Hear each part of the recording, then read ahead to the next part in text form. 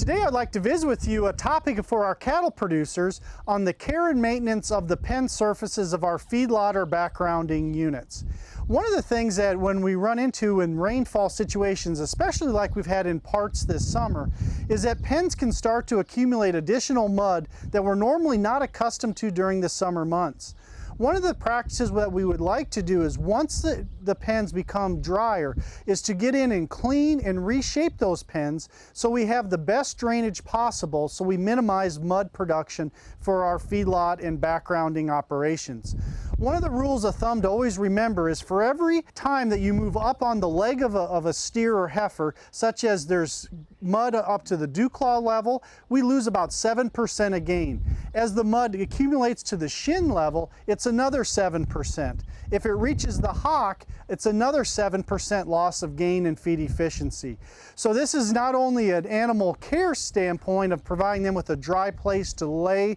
and have an environment, but it costs us in performance as well.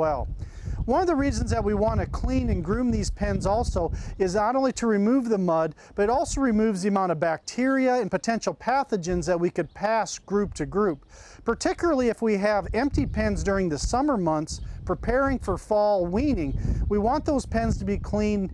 now in the middle of summer at least, so those pens have time to dry and we provide those new weaned calves a more sterile environment. Now, such in the picture where we're at today is where we're actually feeding cattle during the summer,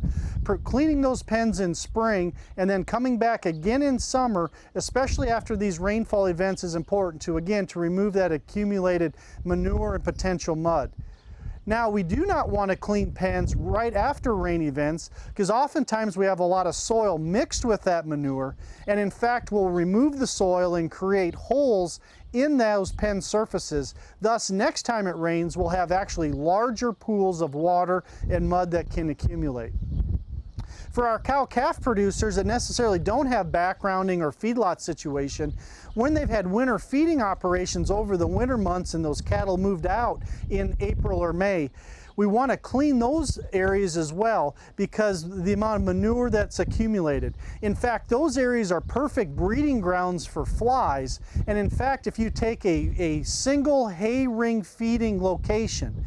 we can have over 1 million flies come out of that site during the summer months, and then those flies spread to the feedlot types that we're on today, or even the grassland areas that the cow calves or stocker cattle are running on. So we want to be mindful of cleaning these facilities, particularly to provide a more sterile environment so we don't pass pathogens and bacteria from group to group, as well as decrease the overall amount of fly production that can happen both from our cow-calf sector in our winter feeding areas, as well as in a typical feedlot or backgrounding operation, because the wasted feed, the manure, and moisture provide a perfect breeding ground for fly production, which we know will also decrease performance in these settings as well.